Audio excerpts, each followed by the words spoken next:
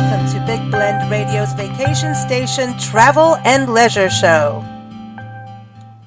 Welcome, everyone. Today we are taking a deep dive into cruise travel experiences in 2026 and even into 2027. Listen as we hear from world travelers, travel writers, and travel advisors who share some of their insights and favorite experiences. We kick off the show with travel writer Sharon Kurtz, who talks about culinary adventures you can have on board and off board the ship, and also gives us an update on the very first solo-only cruise ship. Lee Brovadani, known as the Trust Expert, talks about the massive shift towards educational travel. Again, that's on board and off the ship. Travel writer Rose Palmer talks about immersive river cruising through Asia and India. Travel writer Barbara Redding talked about navigating the Arctic Circle and the Norwegian Fjords and seeing those epic northern lights. Travel writer and advisor Lisa Evans shares why travel advisors are the key to helping you save money and save time when planning your cruise adventures. Steve and Christy Wood discuss the resurgence of historical American river cruises. Then David Crizzo, a travel writer, gives us the latest in Disney and family charter cruises. It's an action-packed show, but first we're going to have a quick word on a mission very close to our hearts here on Big Blend Radio.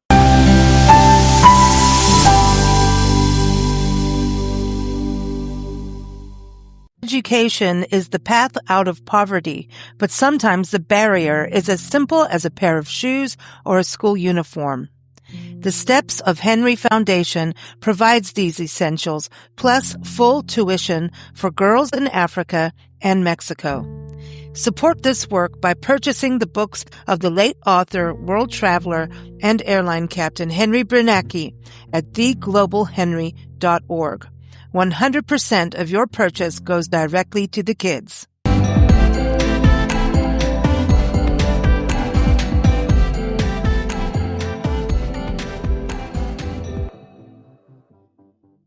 So we're talking cruising in 2026, and I have a feeling we're going to touch on some news for 2027 for solo travelers. So stay tuned to this. We have Sharon Kurtz back here on Big Blend Radio. She has a podcast, Wander the World with Sharon, every first Wednesday here on Big Blend Radio that has its own digital magazine.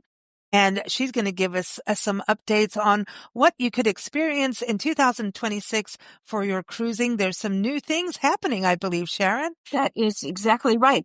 You know, this year I cruised with Riviera Travel. It is a company that took UK travelers for 40 years. So very few Americans know about Riviera Travel, but they've opened up a US office, and more Americans like me know about Riviera Travel. So I went with them to Bavaria. And I just love that coming up in 2026 that they have two cruises that gastronomy-themed cruises. One is going to be in Bavaria, just where I went. And oh my God, it is the best food. I had bratwurst and sauerbraten and schnitzel and all this wonderful German food. But they also have a gastronomy cruise out of Paris where you'll get to learn all about making macaroons and about French foods. Oh. That's what I see coming up ahead, themed cruises and especially gastronomy cruises. That sounds good. Now, when you were in Bavaria, when you were on the cruise, because I know this was like a storybook, adventure for you, a lot of history, and everyone, there's an article that Sharon wrote. The link is in the episode notes for that, so you can check that out. That was a magical trip. Now, you did go through some vineyard areas, some winery areas on that cruise. So on board, you're talking about all this amazing food. Was there wine or beer to go and pair with that on the cruise? But the food was excellent with Riviera Travel, and every night we would have local regional wines. They have special wines in this area of Bavaria, and we had them every night. And well, I had them. You could have them every night. Yes, I had them every night. Well, good girl. A travel writer, a food wine travel writer. You're supposed to. You must sample the wonder of the world as you travel. But the other thing is Riviera is really being quite progressive in the cruise industry for solo travelers from what you mentioned before. It is such exciting something very exciting happened. I learned about it right when I was on the cruise.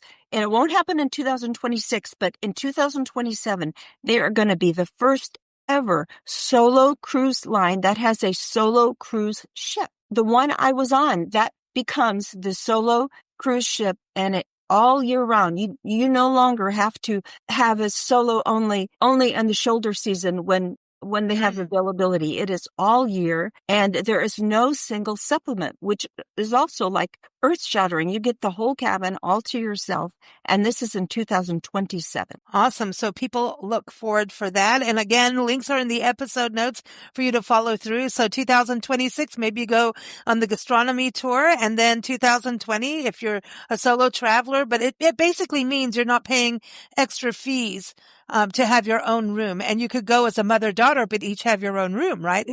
And so, like, for instance, on my cruise, even though there were maybe 30 solo travelers out of 100 plus, there's lots of couples. And, sometimes you don't always have a lot in common with other couples that want to share experiences together. So on a solo cruise, you can go with your girlfriends, you can go with your mom, your sisters. It's not like you're the only person there, but you all you just approach the cruise differently. Everybody was open. They all mingle, share, have things in common. That's cool. And I know that you took a lot of women on you as a tour guide, as a tour company. Yeah. You ran that. So when you see something like this, you really understand the other side of that. Yes, exactly. We were so, women who traveled with us, they were so happy that they didn't have to be the third wheel. No one wants to. Can't pay extra for it. Yes, exactly. For the privilege. So that's what's so special about this. Very cool. Well, thank you so much. Everyone, SharonKkurtz.com is the website to go to, and stay tuned for her podcasts that air with new episodes every first Wednesday.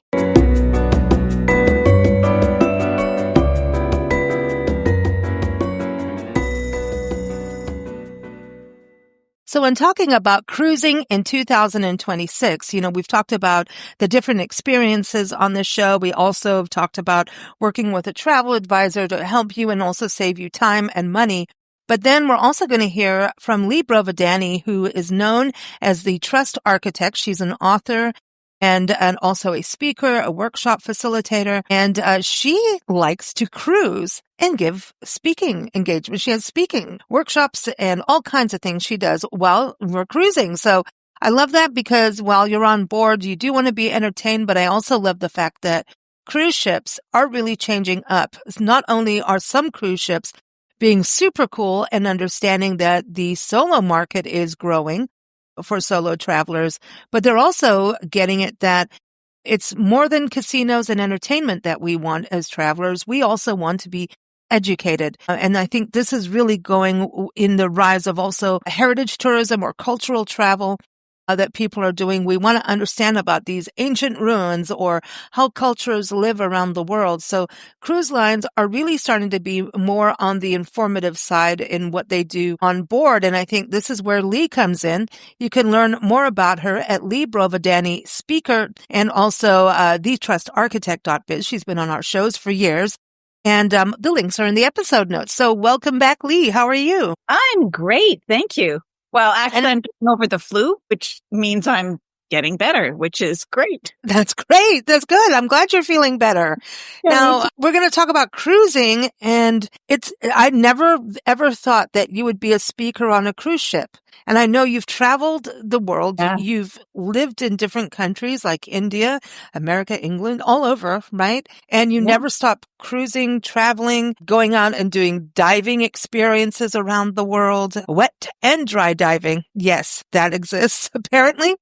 You've taught me about that over the years, but speaking on a cruise ship, I didn't even know that happened, like other than like entertainment, but I never thought you would get on board. Sometimes I know if people are going on like a nature cruise, you'll have a naturalist tell you about the wildlife and everything, but you're speaking, there's emotional intelligence that you talk on, but then also sometimes about the destinations people are going to be stopping at on the cruise ship, right? And history and culture. And there's times when I'll actually combine like what we can learn about trust from what happened in Roman times. And we look at, like Caesar, who just kind of screwed things up really badly and started out as this really cool guy that everybody loved and would follow him anywhere.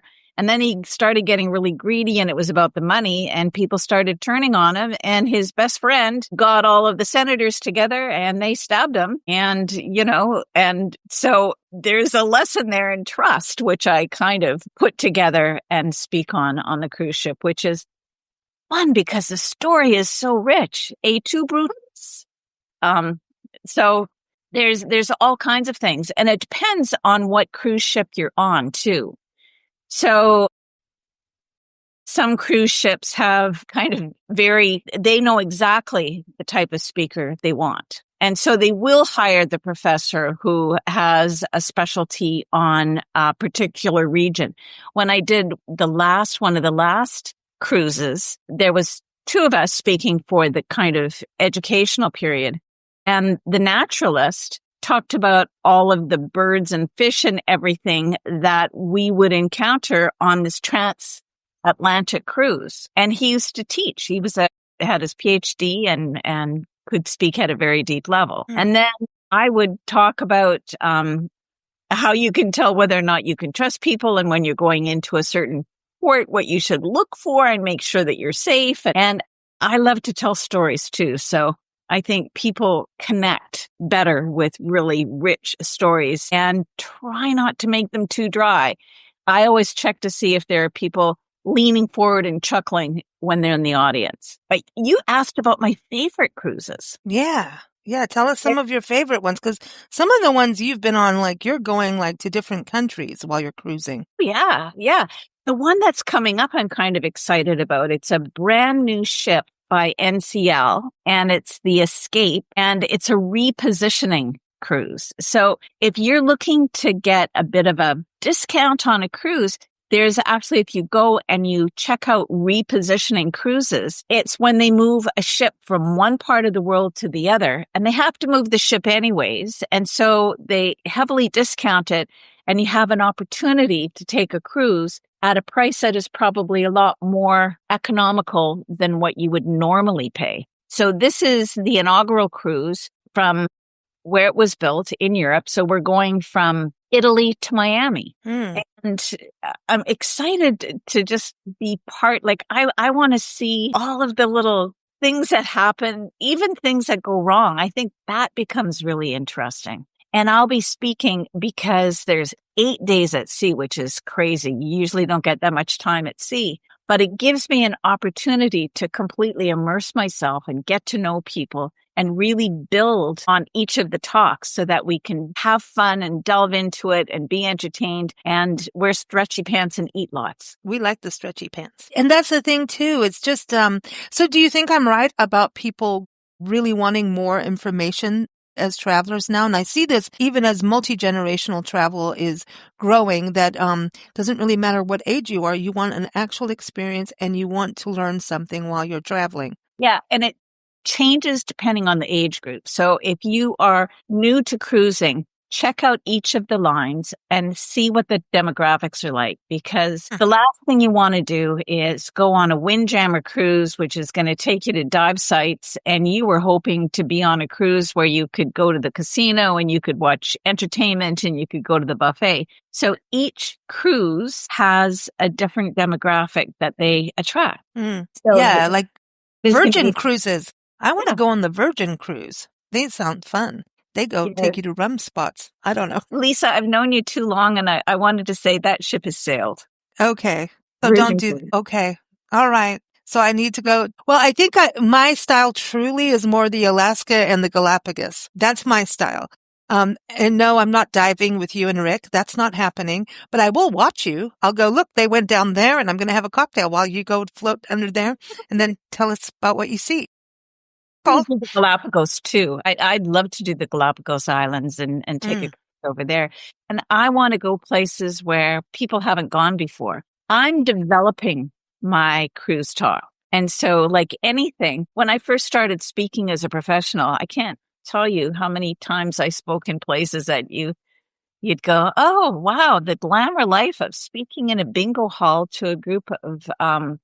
Yeah, I got it. Yeah, because I think, as a musician, I can speak to that. And I've also done a lot of public speaking, but there is something about the setting. And I think when people are on a cruise ship, the whole, you have to do this at this time and that, you want to get to certain activities at on time, or you definitely want to get back on your cruise ship on time and don't be like Nancy and I, who had too many Bahama Mamas and almost missed the boat. They'll leave you. But I think we also were kind of like, oh, if we miss it, it's so what?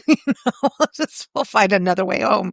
And we were having way too much fun. Honestly, I think you're more receptive because you're in a laid back setting to actually learning, where as if you are forced to go and listen to this talk and you've got all these other things on your mind and deadlines and all of that, I think you have to be an exceptional speaker, number one, to get past that part.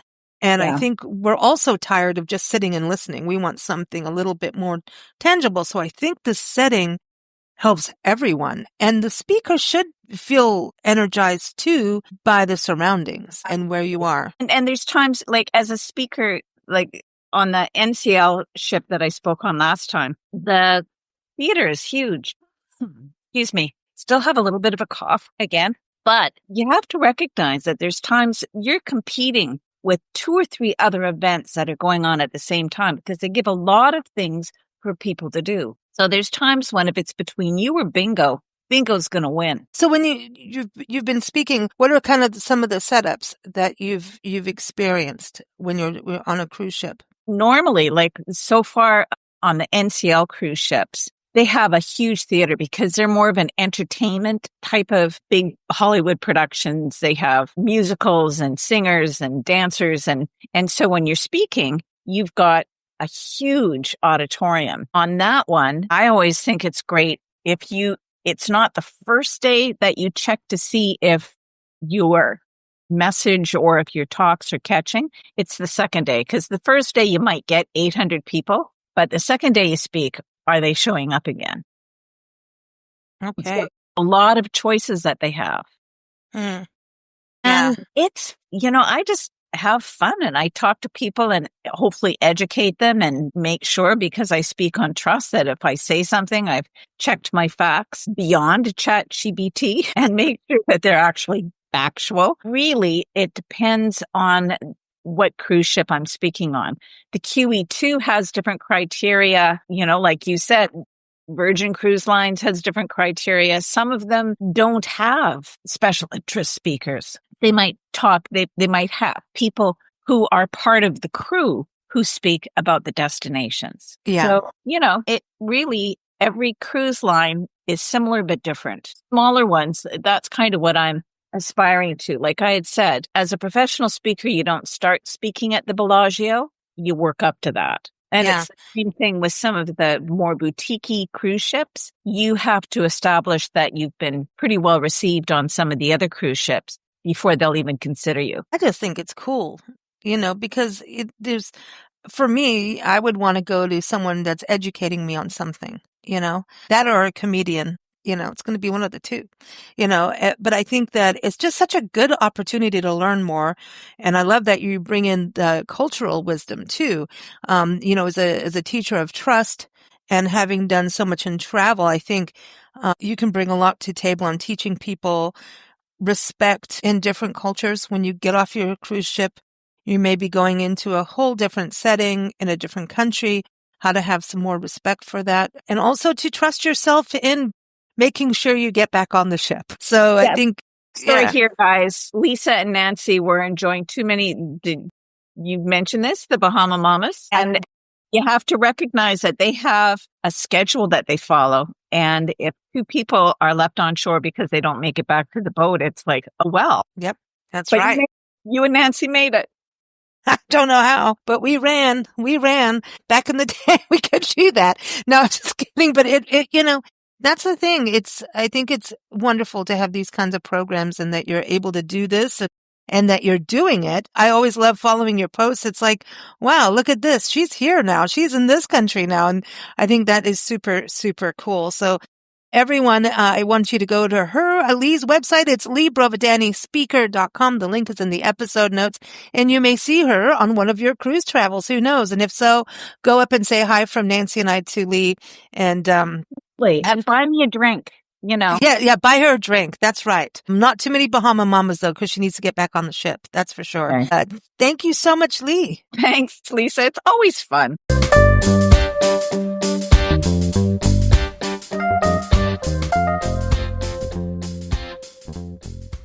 Okay, so we have travel writer and photographer Rose Palmer here, and she has a show with us every second Thursday on Big Blend Radio called Quilt Tripping Travel with Rose, and you can go to her website, quilttripping.com, and that link is in the episode notes. And if you've listened to her podcast or other shows with us on Big Blend Radio, you will know that she is big on cruising. She loves to cruise, and even when she's cruising, she may be quilting aboard that ship. You never know.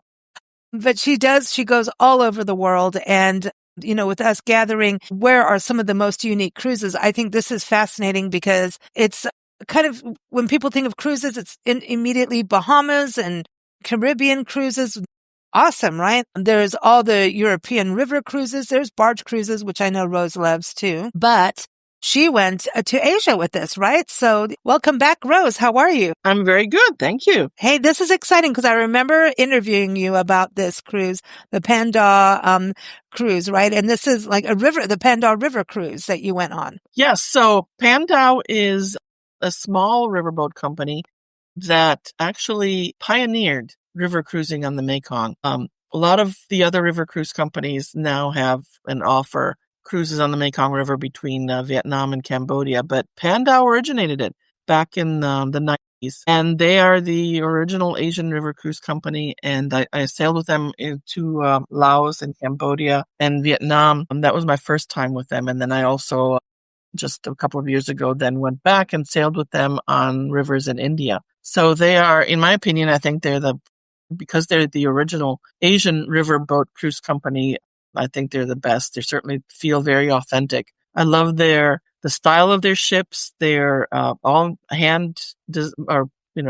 personally designed by the owner, hand built locally from teak that's from the region. They're small. Most of their boats that I've been on have only 10 cabins. Some of the ones on the lower part of the Mekong, where the river is bigger, might have 20 cabins. But they're not. They're not very big, which makes it a very intimate experience. A very personal type of experience. Lots of staff on board. So my boat in Laos on the Mekong River, we had 19 crew, because you've got all the staff behind the scenes that have to run the boat, and then you've got the people in the kitchen, and then you have housekeeping, and then you have the front staff, right? The front of the ship staff that make your drinks and serve you your meals and your guides. So there's certainly no shortage of attention and personal service in these boats. Well, I thought what's so amazing about the one we were talking about was how you stop and you're going through like villages, little tiny villages, right? And then going into the villages and also witnessing some really deep history that's not pleasant history, but important to experience, right? Right. Well, that part of Asia has a lot of history. Some of it beautiful, some of it very historic, some of it not. And it's, obviously related to colonialism. But what's the beauty of these boats, and because of their design, they have a really shallow draft, very shallow, which is another feature that makes them very unique.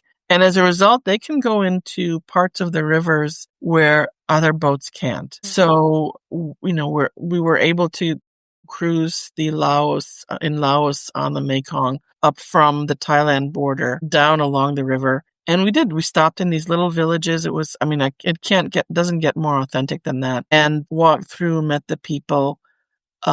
And what's nice is that they don't stop at the same village on each cruise. So they kind of spread out the impact and also the financial benefits. So the locals would put out their handicrafts for us to buy if we were interested in. So the dollar then gets spread out and benefits all the communities along the river, not just one. And that's one of the other things I really like about the company, is that they take their profits and put them back into the communities. And then their staff on board are local. So they bring in people from that country and they will train them and give them skills which they didn't have before. And then many of them stay with the company for, I met that had been there for 19, 20 years, or they'll have skills which then they can parlay and go to other places where they can get paid more. Those are other features that I really like about Pandau. Now, what's the food like? We've got to talk about that. Food is excellent. Another thing I liked is that they offer diverse menus. So, if you're not sure if you're going to like Asian food, they had plenty of Western options. So each meal, we had a choice between, in our entrees, of 2 or 3 different choices, and there was a kind of a more Western dish, and then there would be a local dish. And the chefs have learned that even though the chefs are local, they've learned that those of us from the West can't quite handle the heat. For instance, if they're making something that's Thai, that we can't handle the heat, but we love the flavors. So they'll incorporate the flavors and the ingredients from the region, but they won't make it as spicy, or they won't make it spicy at all. So you can ask for things, if you have allergies, things like that, there's certain things that you can't eat. They will certainly accommodate that. So food, really, really good. Fresh baked bread, fresh baked desserts, and good drinks and wines from, all over the world, international, and a really nice selection of wines that they offer with the meals. And then there's sundowners. So there'll be a special cocktail in the evening, a different one each evening before dinner with hors d'oeuvres, as you're cruising down the river and the sun is setting. It's just magical. And the other thing I really love about their boats is they have the upper deck is open. It's covered, but it's open. So you're catching the breezes as you're going downriver. And even though it might be warm and humid because it is Southeast Asia or India, it's not hot. And you don't need to be in your air-conditioned cabin. You can be up on deck, let the natural breezes cool you off as you're sipping your Mai Tai and enjoying a little hors d'oeuvre and just, watching the scenery go by, watching the locals go by in their little boats. And I think because of the design of the boat, because they're made of the natural materials from the region, it felt like I was part of the scenery, that the boat felt like it belonged in the scenery. It wasn't this big white shiny metal boat that sort of felt out of place. It really felt like it was part of and fit into the culture that we were passing through. So that I thought that really added to the whole experience. And that was this. Yeah. That was true in Southeast Asia and in India as well. So they use the same kind of boats on the rivers in India. And so in India, I went on the different parts of the Ganges and saw really,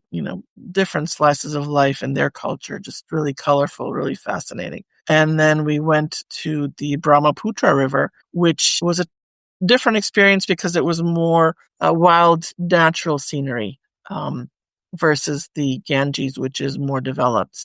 Very different experiences. Highly recommended. And then I'm hoping next year to go to Vietnam. They have a cruise that is in Vietnam on the Red River. So I'm thinking maybe adding that to my wish list for next year. Awesome. Well, what time of year would you say people should look at going on the Pandau cruises for optimum weather? Well, because I know you get rainy seasons too. Right. So they don't run all year. So you're going to want to go on their website and see when they run their cruises. Most of them are kind of October-ish to maybe February, I think. Maybe February, maybe even to March, depending on where it is. But no, they don't run all year. So depending on when, where you want to go, you'll want to see when they run. And they just have started a new one actually in India, in the Kerala region of southern India. So that region is just kind of filled with lakes and canals. And you can, when we were in India, we did a 3-night kind of a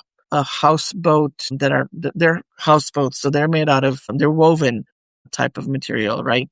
And they're usually only 2 or 3 night cruises. And we really enjoyed that. But now Pandau has developed a week-long cruise in the region, which I think would be a lot of fun to experience because their itineraries are always really unique. They find very authentic places to take you to so that you experience the culture in a way that you're not going to easily be able to do yourself, or that other companies really don't do either. So that would be another, I think, really unique experience to try. Awesome. Yeah, definitely check out their website. They have, they're always adding new things. They're always improving, always changing the itinerary. So If you've been one, and that's just it. They have a lot of repeat customers. I was surprised. On my first cruise, which I did with them in Laos on the Mekong, I was the only one that had never sailed with them before. So this was right after the pandemic, and everybody else on that cruise had sailed with Pandao previously. So they have a very loyal following, and they get lots of people coming back again and again and again. So I think that really says a lot about their customer service, their attention to detail. Because you wouldn't have people coming back if they weren't totally satisfied. Exactly. Well, everyone, we've got links in the episode notes for Rose's articles on this, and excited, everyone. Let's get booking. Let's go on these, unique excursions around the world. And what's so cool, again, about cruising is you just take your suitcase on board, or maybe someone else does that for you. Well, they do. Yeah. And you don't have to keep unpacking and packing. And it's like being on a road trip with everybody else taking care of everything. And you get to float and relax and do what excursions you want or don't want to do. You just don't go in. You can lie, in your cabin, read a book, go up on the top deck, have a cocktail, do whatever you want and relax. And I think the way the world is so crazy right now, I say a little relaxed time is good with some adventure in there. So absolutely. It's a really cool way of traveling. And I love these kinds of cruises that you find because it is like, it's like a family business, like you're talking. Their history is amazing. And, it's, I think everyone is evolving in the cruise industry as well to be more eco-friendly and sustainable with that too. So I see a lot of changes in the industry, which is fantastic. So thank you so much, Rose. Happy traveling. You're welcome. And cruising. You too. All right. Well, everyone, again, links are in the episode notes, including quilt tripping.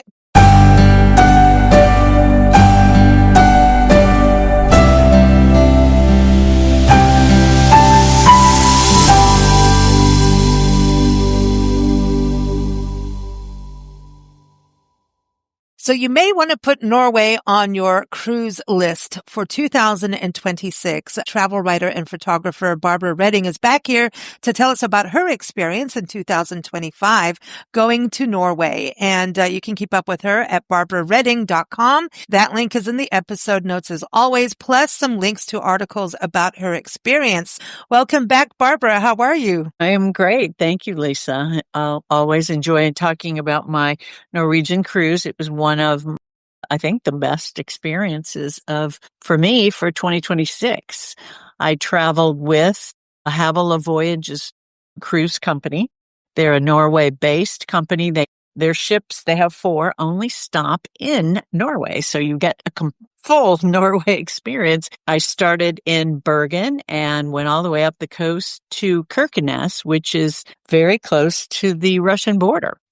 Wow. And you think about that. That's pretty, that's wild. Now, I know a lot of people go to Norway for nature. You've talked about that before too. And also the Northern Lights. So I wonder if people are going to be increasing that this year. Because even in, the States, we got the Northern Lights a little throughout the country in places we didn't. And I think that kind of gets people all itchy to go to places like Norway just for that kind of thing.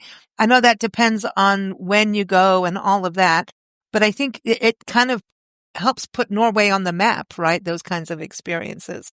Definitely does. And the best time to see the Northern Lights are in Norway are in the winter months. Havel is one of the company, they pretty much guarantee that you will see them or you get another cruise. So it's a pretty good deal. I was there in the summer, actually in June. So instead of the Northern Lights, I got the midnight sun. So it was when we crossed the Arctic Circle, it was 24 hours of daylight. So that was pretty exciting. You can, depending on when you go on a cruise to Norway, you can experience one or the other, or sometimes a little bit of both if you get lucky. But I mean, extra sun. But it is really one of the best ways, I think, to get very close to nature, because these are small ships, about 600 passengers, and they're basically kind of going in and out of the fjords and bouncing, between islands. A lot of the bigger cruise lines say they go to Norway, and they do stop there, but most of the ships are too big to really get as close to the Norwegian coast, as are the smaller ships of Havila Voyages. Wow. Okay. So these are small. Like, how many people do you think go on these ships?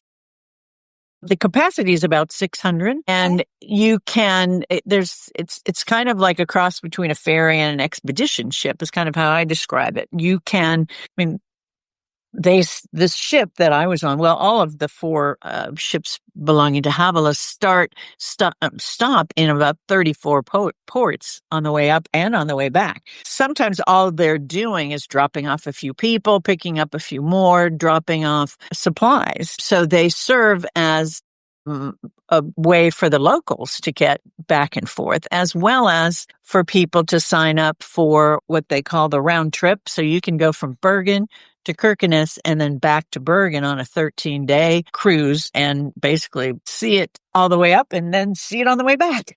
Wow. And I was surprised that I just did the 7-day, which I thought was enough. But when I got to Kirkenes, I was really wished I'd taken the return route as well back to Bergen. It just, there's just so much to see. And even though they stop in some of the same ports, you're not there long enough to see everything. So if you stopped on the way back as well as on the way up, you could do a different shore excursion and have a totally different experience. Yeah, it's kind of like getting on Amtrak and going across the country. Depending on which direction you're Yeah. Well, what were some of I know you say this is one of the top experiences for 2025 and that, people looking at this for 2026. What were some of the things that really were, amazing to you beyond the ships? I mean, because this sounds very unique, and I love smaller ships too, but what would you say are some of the highlights for you, beyond, the food and all that? But yes, there are many. The food was a highlight because it's all Norwegian cuisine and heavy on the seafood. And I'm a big seafood lover. So it was like every meal. Well, there was probably salmon at breakfast too, but basic lunch and dinner were pretty much all I ate was seafood. So the food is wonderful, and it really is. It's not a buffet type food; it's small plates, and you order off a menu for the 2 meals. Breakfast, they have some a la carte things too, and there is a buffet for juice and fruit and those kinds of things. But the food is a highlight. But in terms of, it's really the scenery. Why you go on a Norwegian cruise is to see the Norwegian coast, and it's pretty spectacular. One of the things we did, we were able to cruise into one of the famous fjords, Geringer Fjord, and it's a very eco-friendly ship. Operates with batteries. So batteries and LGN fuel. So when it goes into the fjord, Geringer Fjord, which is very environmentally sensitive, they shut down the motors and we traveled quietly on battery only. So that was pretty exciting. I'm so glad you brought that up because I'm questioning this a lot about the environmental consciousness of a cruise ship and a cruise liner and what the companies are doing. And I know they are actively working to be more environmentally friendly because we've got to look at this in all transportation, whether it's a luxury liner or rail or car. As travelers, we do have a footprint. And what can we do, And I think choosing to go on one of these cruises is that's the reason that some people do this, because these ships are among the most environmentally friendly ships anywhere in the world because of the battery, and they are constantly improving them. And Havila has gotten awards from German environmental group, basically named them and one other cruise line, which happens to be based in Norway too. The Hurtigruten were named as the most environmental cruise ships in the world because of their environmental consciousness. One of the things they do too with the food is they don't do buffets because of food waste. And so you get small plates, so you can order more food if you want it, but it's just not sitting there for people to pile on their plates. That's one of the ways that they're more environmentally friendly as well. But it's also a good way to experience the Sami people. One of our shore excursions took us into a Sami village where we got to meet, the family, and they told us about how they still follow the reindeer every year, and their grounds where they live in the summer and then where they stay in the winter. And it was very interesting to hear them talk about their native customs and how they are trying to preserve that at a time when that's pretty challenging. It's fascinating. I know that we have Norwegian ancestry. And so I'm always like, when you said Norway, I'm like, I want to know where we come from. And I wonder how many people do, because if you've got European ancestry, a lot of times, and even if you're English ancestry, because of the wars and the Vikings and all of that, you're going to probably have that strain in you.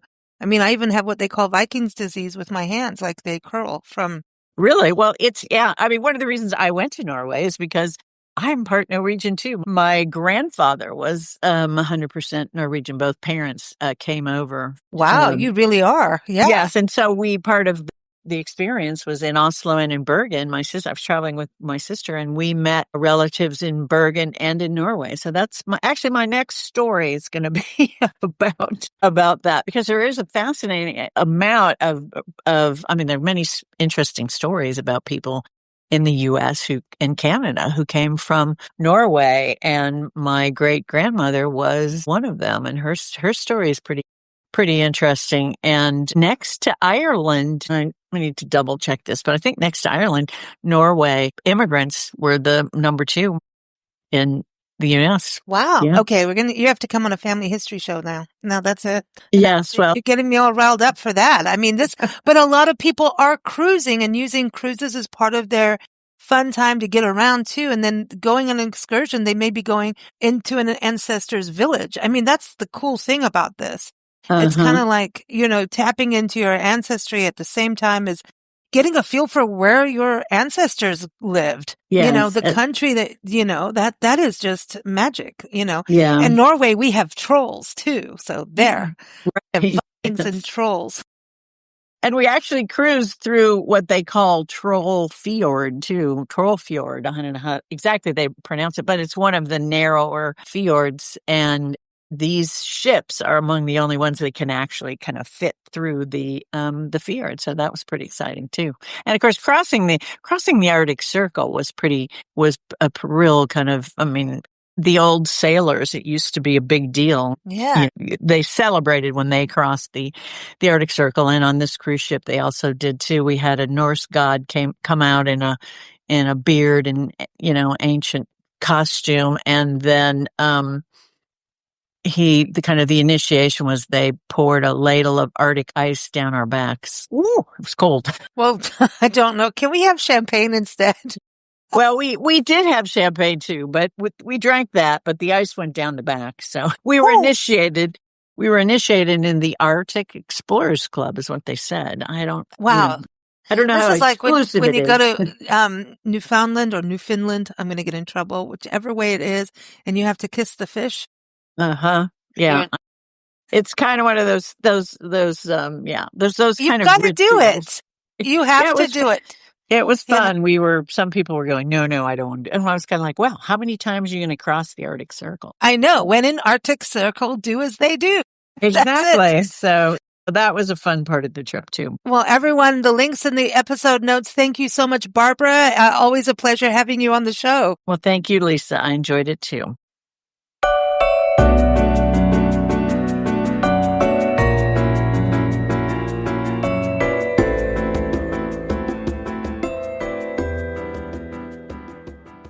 So when we're talking about cruises for 2026, we have to have Lisa Evans on the show. Not only is she a travel writer and the author of 100 Things to Do in Coastal Mississippi Before You Die, which, having just driven through coastal Mississippi, I'm going to say I think you need to book a couple weeks if you go and you need her book.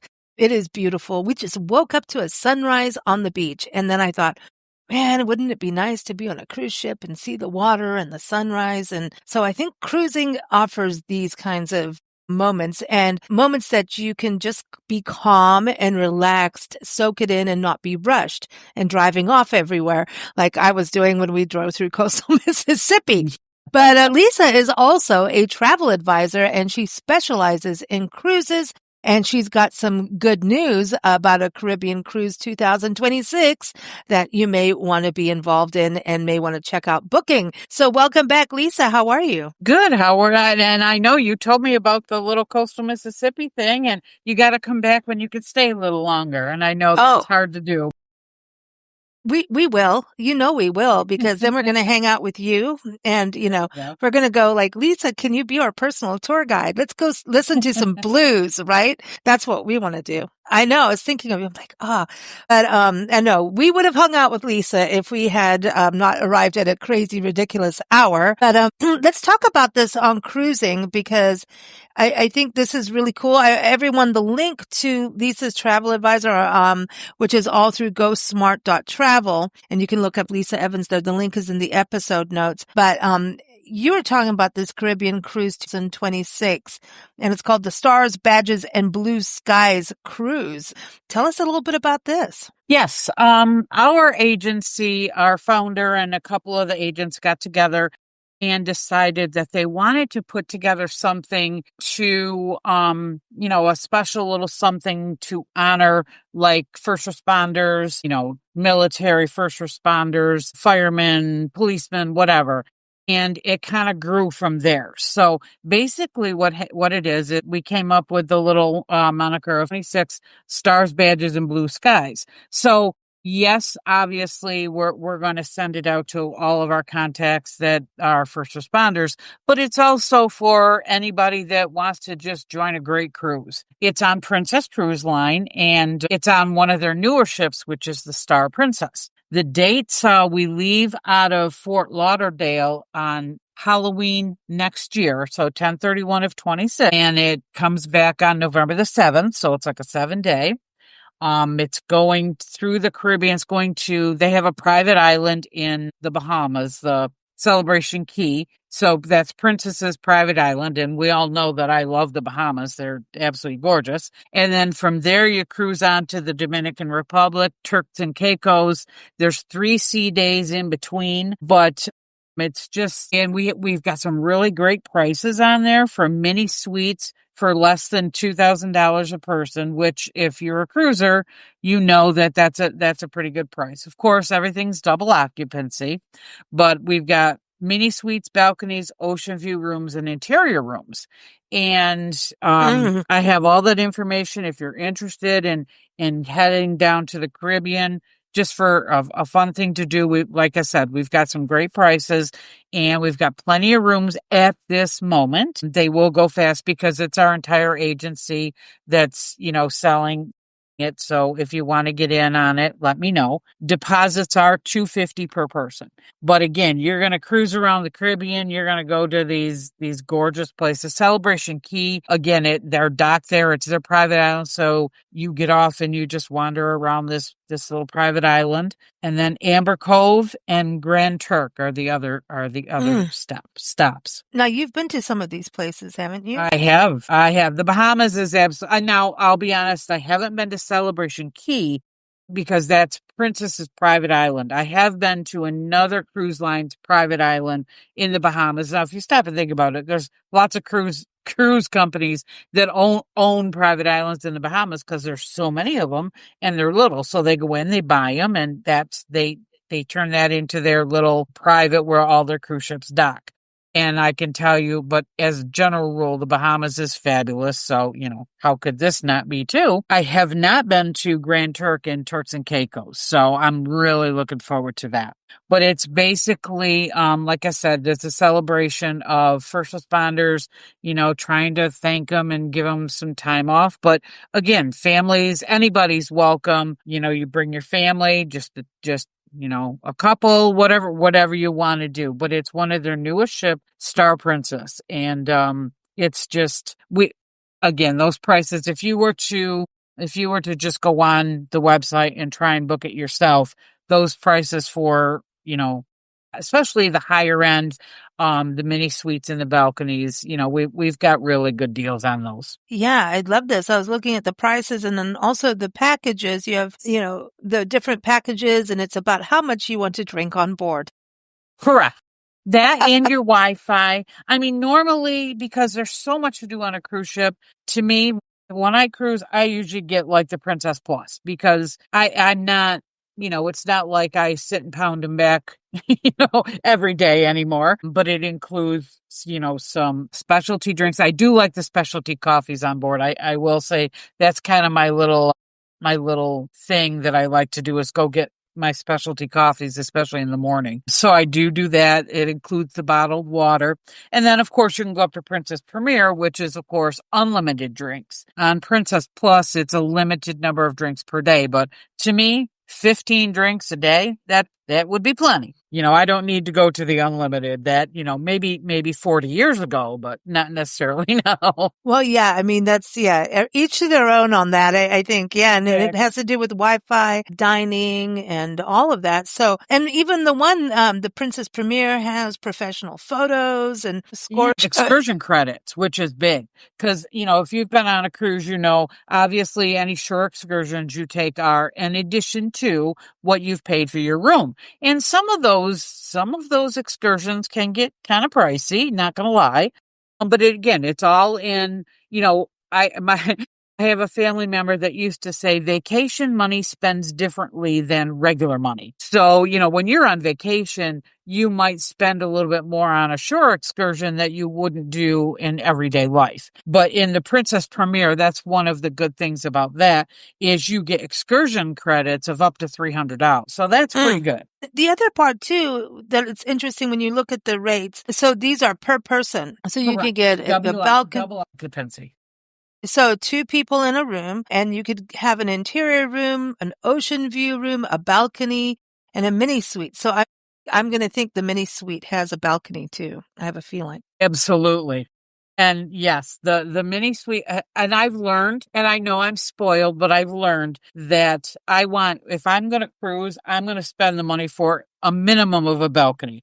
Because if you're on a cruise ship and you're just sailing, I want to be able to walk out on my balcony with my cup of coffee and just sit in the chair and just watch the waves and whatever go by. So you don't want to be like Lisa, seeing the sunrise and having to drive off when you want to see the sunrise. And you can be in your jammies because the ocean doesn't care what you wear. Exactly. We like this. I mean, but again, a lot of budget travelers, and there's nothing wrong with that because again, you realistically, if you're not planning on spending a whole lot of time in your room, there's nothing wrong with an interior room. They're very nice. It's just you don't have that view. But again, you can walk out your door, walk to any of the decks and hang out and you get the view. So it's all in what you want to do personally. And again, personally, I want a minimum of a balcony. I've been in the ocean view and it's like, nah, it's nice, but I want a balcony. So that's where I'm going. And honestly, I'm taking one in a couple of weeks and I splurged and went on the mini suite. So we're going to see how that goes. This is cool though. I mean, the mini suite, that is sweet, man. I mean, it's a sweet suite, looking at this. Before you go, I want to say, and also you can go to writerlisa.com because she also has a whole story on this. And I'm going to put all the links in the episode notes as always, but I encourage you to go there because she also talks about cruising and why have a travel advisor. But before you go, I wanted to ask you, when you book a cruise through a travel advisor, because I think this is something very important that people should know, you actually save money instead of doing it yourself. Am I right on that? Correct. As an agent, I have access to specials that are not public, but I won't say not public knowledge. Therefore, like advisors to be able to upgrade you. I can get my hands on a upgrade fee for less than it would be on the website if you just wanted to book on yourself. Also, you're going to save time because you're going to call me and you're going to say, okay, this is my budget. This is where I want to go. This is when I want to go. And what can you do for me? And then you walk away, and then it's my job to turn around and research and give you options. So you get the options and you go, okay, I'll take this one. And that's the end of it. And then you rely on your advisor to get you through all the other things, your passport, I need your passport, that kind of thing. And you're getting paid from the actual companies that they book through, like you book them. Right. It is no additional cost to the consumer whatsoever. The advantage of a company like Princess working with a travel advisor and our agency, and on a bigger level, we have like host, like conglomerates kind of thing. And it's, it's back to supply and demand. It's back to quantity. So our agency can, they're relying on our agency being able to sell X number of rooms versus the one-offs on the website. So that's how, it's just like if you're a contractor and you go to Home Depot and they know you're building 3 houses, they're going to give you a better price than if I go in to buy a few sheets of plywood. So it's the same theory. I love it. I love it. Well, everyone, again, links are in the episode notes. And thank you, Lisa, and happy sailing, because I know you're on a wonderful cruise when this airs. That you're going to be, you're on a wonderful cruise. So I am. Yeah. Where are you going? Tell everybody real quick. Where are you going? I leave out of Fort Lauderdale. I'm going to Honduras, to Belize, and Cozumel. Yeah, I'm a little jealous. Everyone, stay tuned. Thank you so much, Lisa. No problem. Thank you.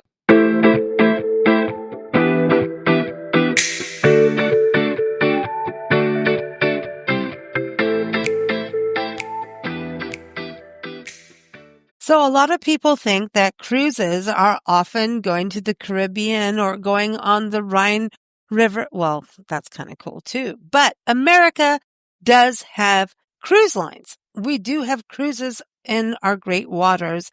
And that's what we're going to talk about next with Christy Wood. Christy is on our show, The ABCs of Horses, every month. And Christy is a world champion horse trainer. And her husband is a veteran of the U.S. Army, a retired battalion chief of fire prevention and law enforcement for CAL FIRE. That's correct. Formerly known as CDF, which I know about from being in wildfires personally.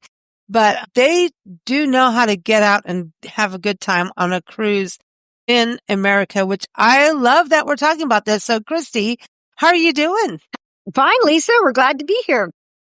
Steve, welcome to the show. Thank you very much. Thank you for the invite. Greatly appreciate it. I love this. So, I mean, your life has been so dramatic, basically. If you are in the Army and then in fire prevention, law enforcement, you do need to go on a cruise. Is that right, Steve? Like everybody at this point in your life with what you do and have done, you do need to have time out. That is absolutely correct. Everybody, I don't care what your career is or what your profession is. On occasion, you've got to get away from it and kind of unwind and regather. I'm so glad you said that because my mother made me take yesterday off, at least for wonderful. 5 hours.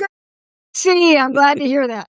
My mother made me go and watch a movie and say, you're going to get away from the computer and you're going to go sit down and watch a movie. And we did. And it was about a athlete that was side by side with Jim Thorpe, who's an amazing athlete. It was a wonderful movie, inspiring, and makes you think about life. And I think I bring this up because America has such amazing history. And I think the cruises that you have both taken, I know other friends have taken, and I'm not going to get the cruise line name right. You guys can tell me, but it really actually traverses America's history, right? Christy, is it America's cruise line? American cruise line? Correct. It's called American Cruise Lines. Yeah. You like to just keep following in the footsteps of America's history. I mean, you do this on your Chief Joseph trail ride every year. So this is another version of you getting history.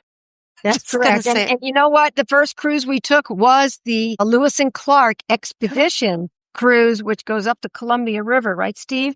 And we got to go through all the locks and experience the history that Lewis and Clark had seen when they first came out to the West, and it was just very exciting. That is what's unique about the river cruises is you get a history lesson besides the beauty of our own country. We know friends that go to Europe and elsewhere. We also have friends that enjoy the big ships, the ocean liners.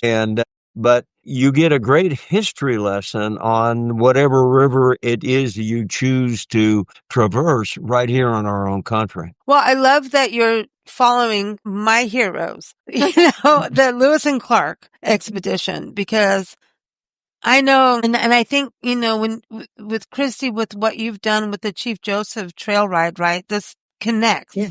Yes, it does. With this.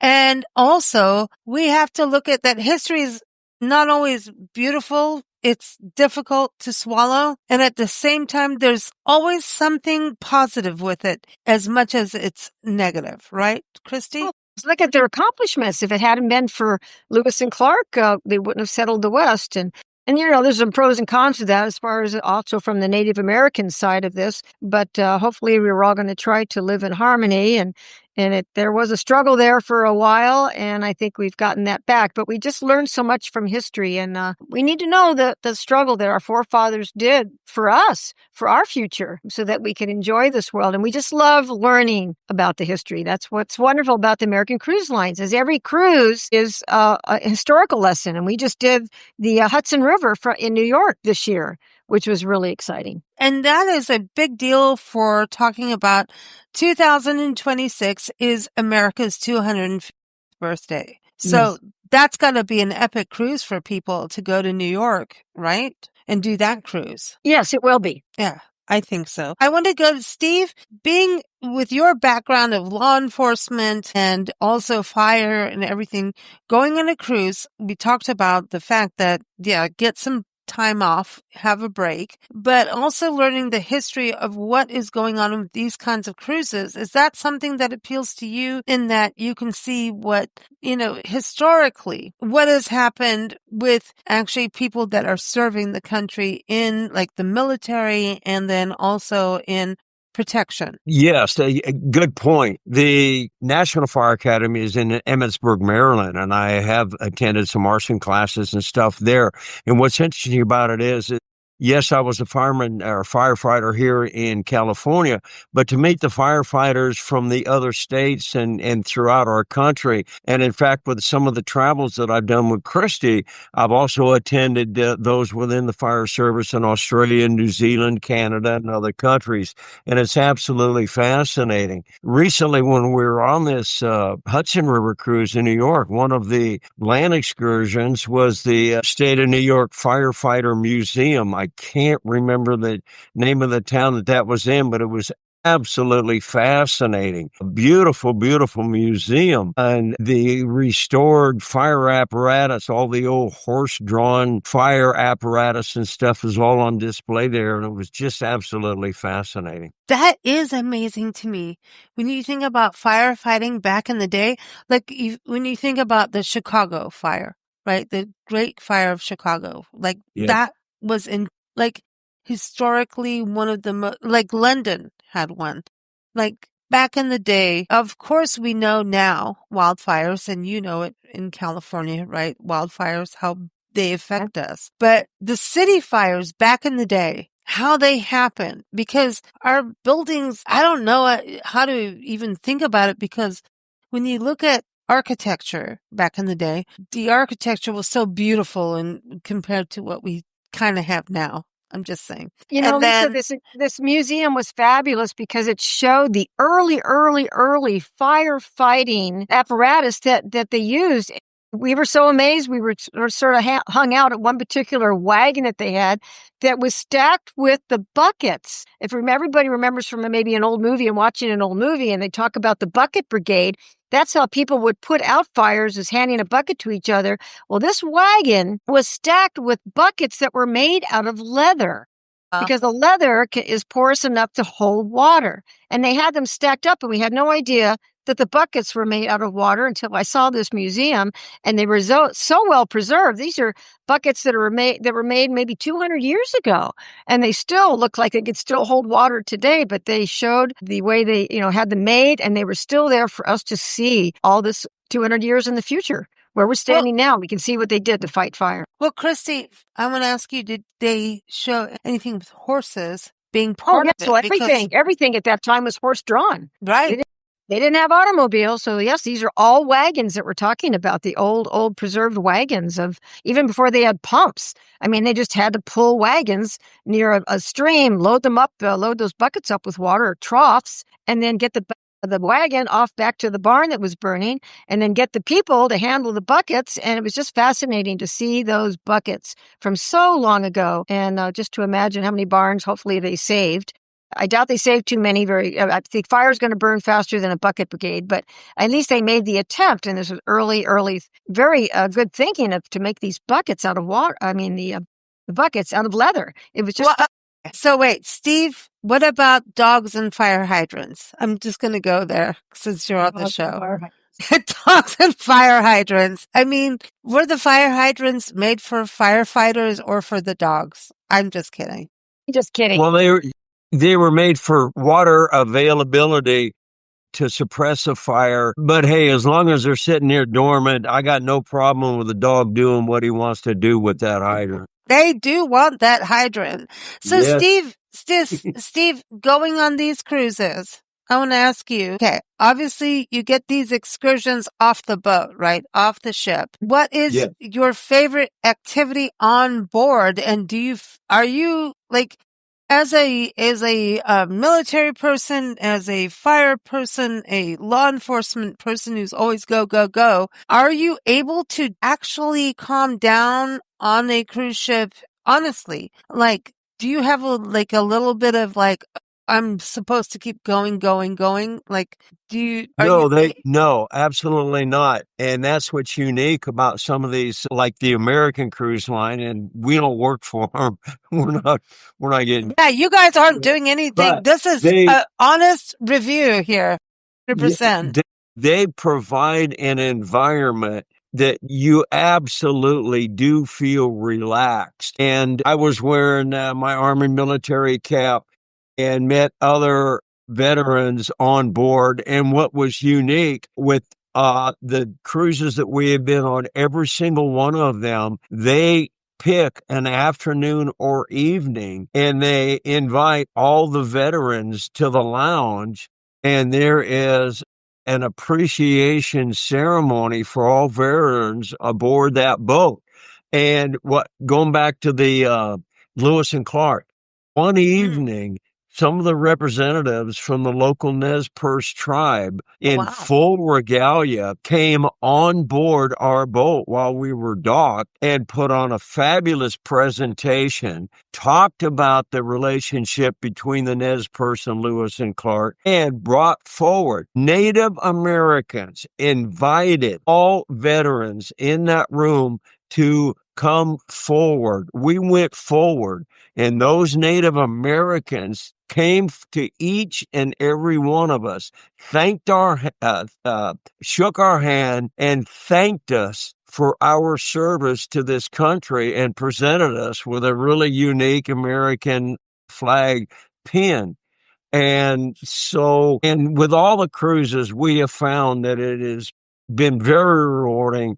And they provide the atmosphere where you just are totally relaxed. Well, I want to be relaxed. I honestly, I think cruising has gone so great in that we can have Wi-Fi, but I just see myself like, I want to be in a room with a view and still be able to call Christy and say, let's do the ABCs of Horse podcast while I'm floating across, But every room on this cruise ship, Lisa, they're smaller cruise ships. There's only about 130 people. There are no children. Oh, that's there so are nice. No casinos. So it's very, very relaxing. And every room has a little deck, balcony, and you have a view of the land on the side. Which could be New York City. It could be with Lewis and Clark. It was.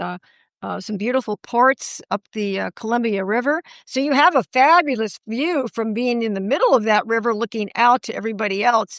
And it's so tranquil being on the water like that and moving that slow is just a beautiful to take in nature and what God's created and what is still historical and still preserved enough to enjoy. I love it. And you're getting in the history of America and thinking about how people came to this country on boats and ships and all of that. Oh, this is fantastic. So American Cruise Lines, that's what people should know.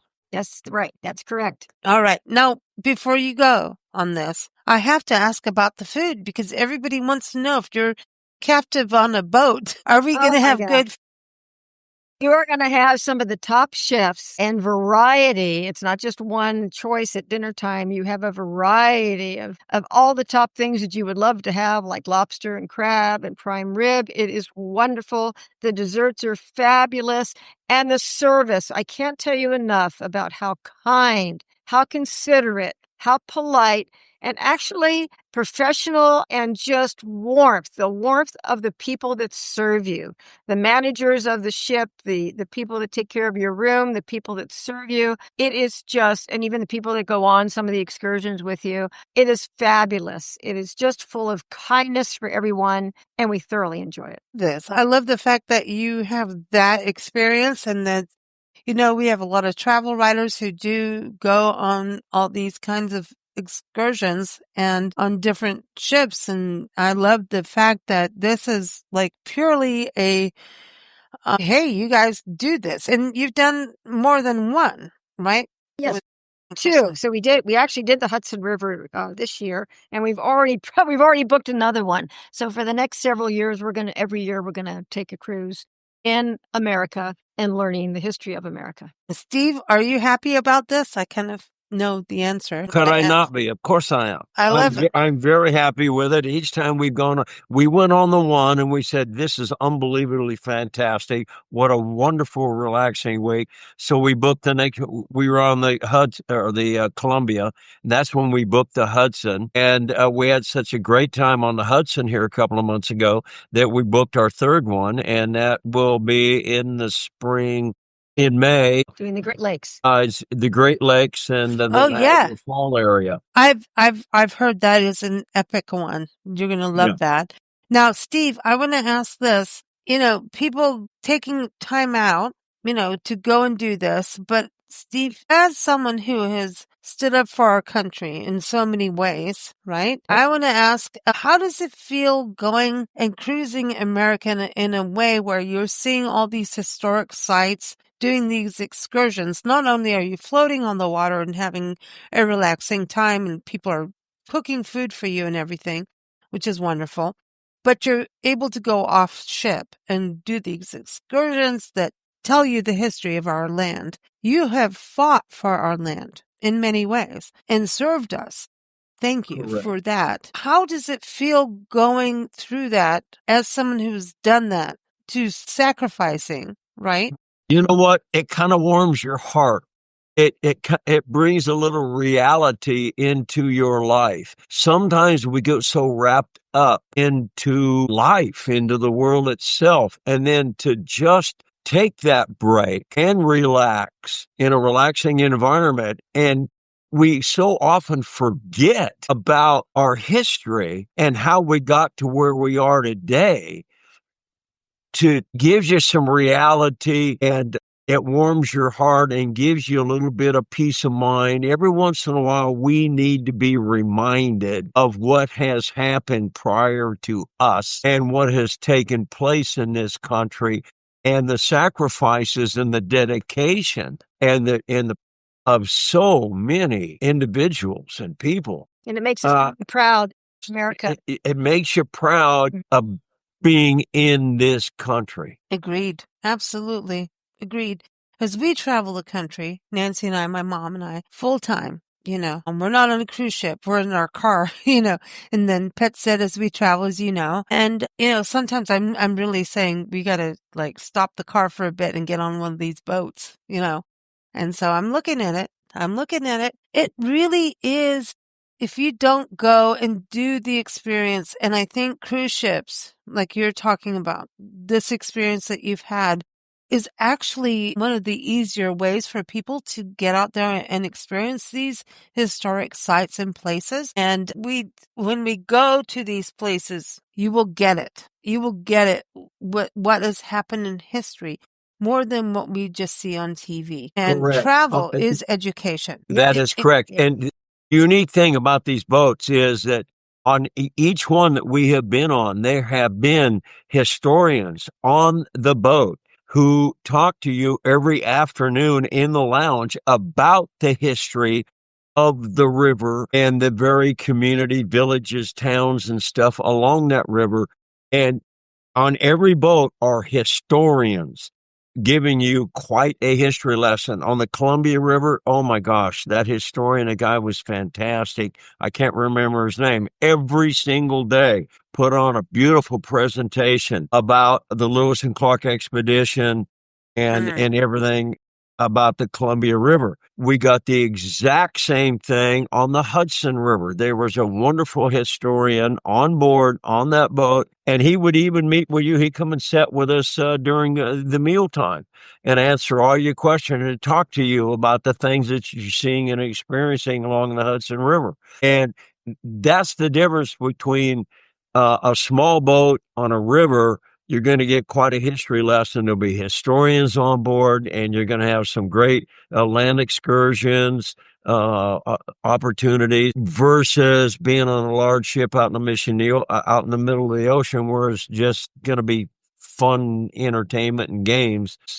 Different. Totally different. Well, I also don't think we have that many American cruise lines. So just saying, like, I think the cruise ship that you go on is pretty much one of two that we have. I'm not sure. I think there is one other that has mostly cruises in Europe, which is Viking. Most of the main one in America for all of our rivers and the various choices that you have is American Cruising. Yeah. So people be aware of that, because whenever you say the word cruise, people automatically think you're going to the Bahamas. Well, I love it. Thank you so much, everyone. I've got links in the episode notes so you can keep up with Christy, because she's a world, champion horse trainer. So if you're into horses, you want to check that out. And also check out her podcast with us that happens every second Saturday. So check that out, the ABCs of Horses. So check that out. But thank you, Steve, and thank you, Christy. Thank you, Lisa.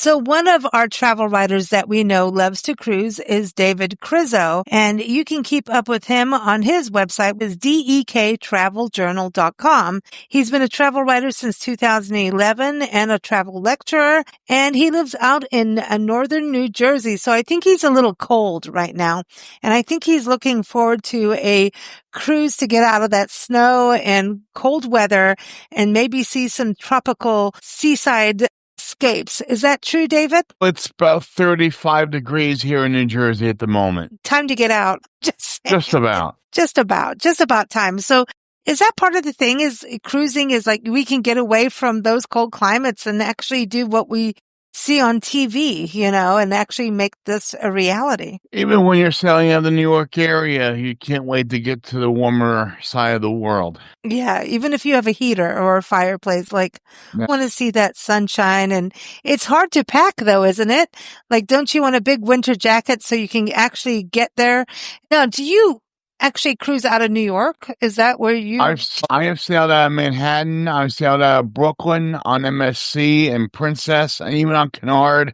I've also sailed out of Bayonne, the Cape Liberty terminal with Royal Caribbean. So those are those are the three ports nearest to me. Okay, because I know a lot of people will go out of Miami area too, like Fort Lauderdale and that area, to go to the Caribbean. So for you, you can go out of there. So I know you've done a lot with Disney, and that's something when we look at where cruising experiences for 2026. I know that you like to go on some of the Disney cruises, right? I've sailed on the Disney Dream twice. I've been on the Disney Wish once, just a little over a year ago, and I will be going on the new Disney Treasure February 28th out of Port Canaveral, and that's going to St. Thomas, Tortola, and Castaway Cay, which is Disney's private island. Wow. Okay, so this is interesting that these cruise lines have their own island for you.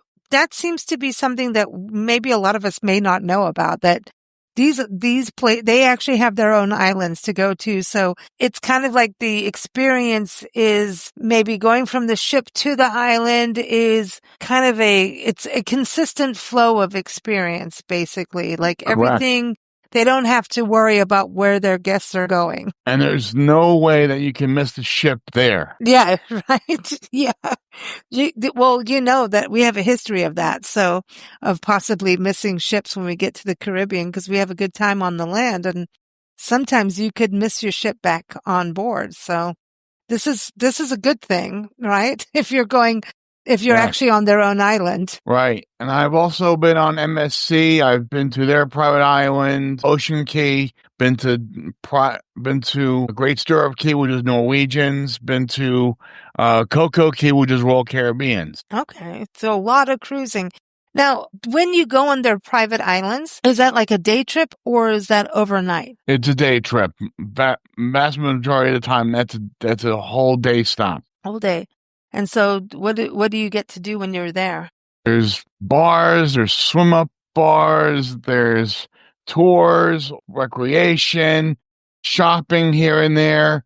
There's not a single shortage of it. Do you think they'll ever get to a place where they'll like let you sleep overnight or no? Because since you can sleep on the ship, maybe they don't. I don't think they're going to do that because usually at these private islands, cruise line staff, they live on island, the ones that are employed there. So they're the ones that stayed there and then the different ships come in. Do they have more than one ship come in a day, do you think? Some islands have piers that are built for more than one ship.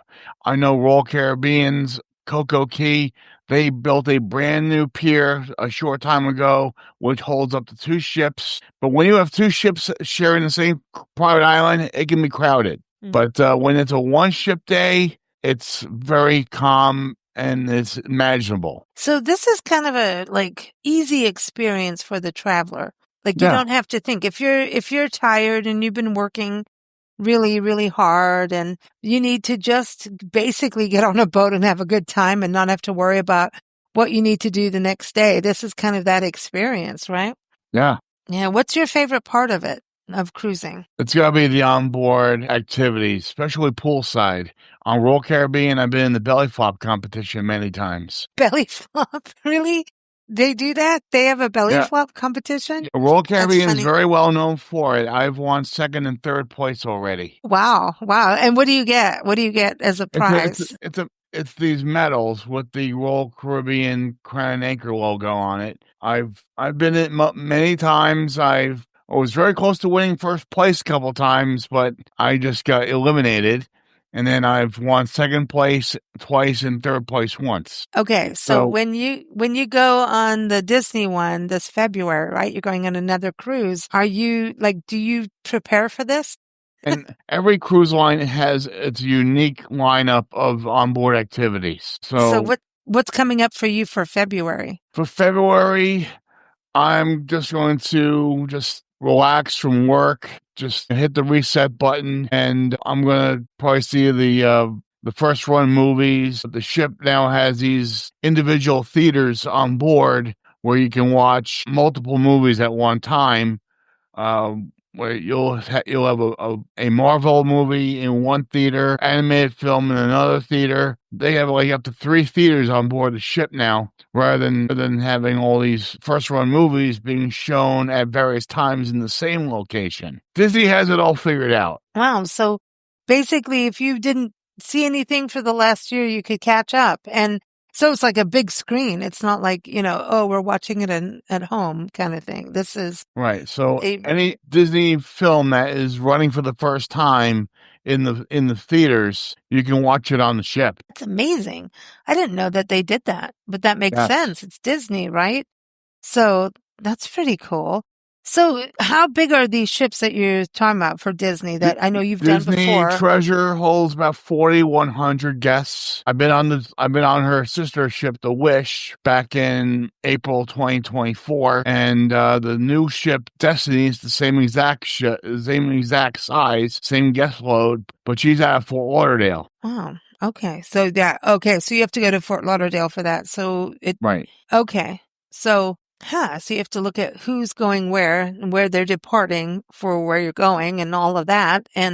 But Disney as a whole, you would recommend that as an experience then? Yes. If you're a family or even if you're a couple, Disney does a super job when it comes to families of all sizes. And they really make you feel part of a family on board as opposed to being part of a crowd on others. That's cool. I think that's important. I think the whole Disney brand has always been about that, is family unity since day one, whether it's going to their attractions or, their movies, and then now on the cruise ships. Does everyone come together? So Yes. what is the food like? Disney, they put on a show when it comes to food. That's all. Disney specializes in the world of food now. Because if you've been around the parks, especially at World Showcase and Epcot, it's all about the food. You go to any other park or any major restaurant, they put on a show when it comes to food. And if you're going to any special event on the Disney property in Florida or in California, it's all about the food. And even on the ship, it's all about food. That's cool. So when you go, when you get your packages, do you purchase according to how much you're going to enjoy, like in good taste, basically? Because I know different cruise ships have different packages, and some are like, okay, you're going to drink a little bit more cocktails than the other person, that kind of thing.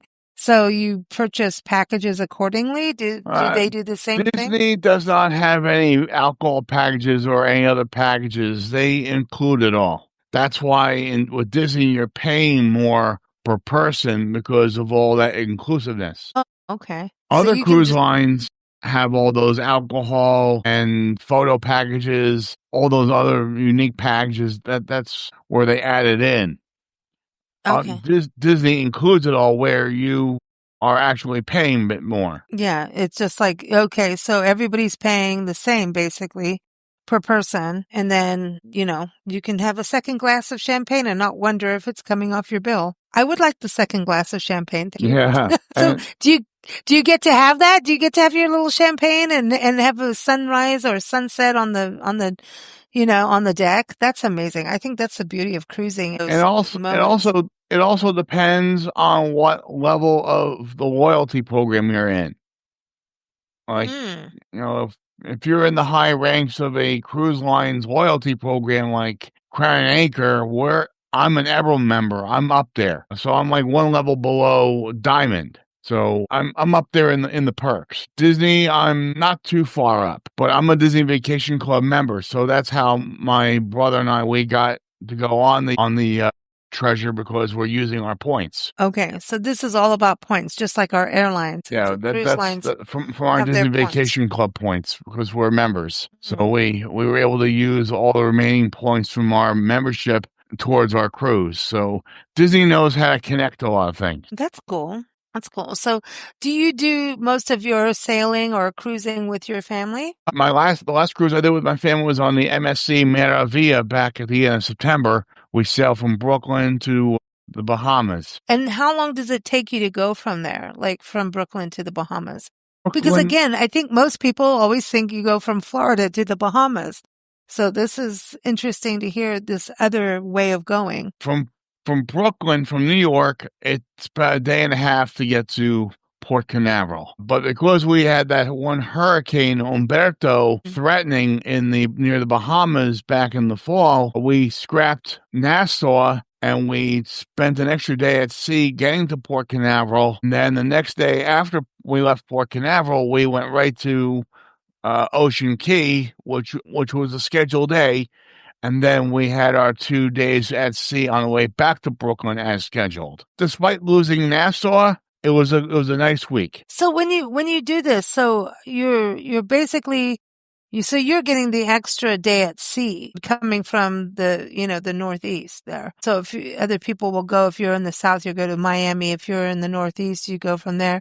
But you're going to do that extra day to get to Florida, Cape Canaveral. And that's interesting. It's a cool place, Do you get to, when you stop like in Cape Canaveral and stuff, do you get to get off the ship or do you keep going? Port Canaveral, it's tricky because it depends on what time you arrive. If you get there in the morning, you have plenty of time to get to Disney or go to Universal or take surf lessons at Ron John in Cocoa Beach. Go to the Kennedy Space Center. It all depends on time. But sometimes if the ship arrives in noontime, your day is cut short a bit. So you may not want to bother getting off the ship and just make use of what's going on board. Yeah, or you just get off and do one thing, small thing, There's some wonderful wildlife refuges, and I'm thinking the national parks. I've been out there.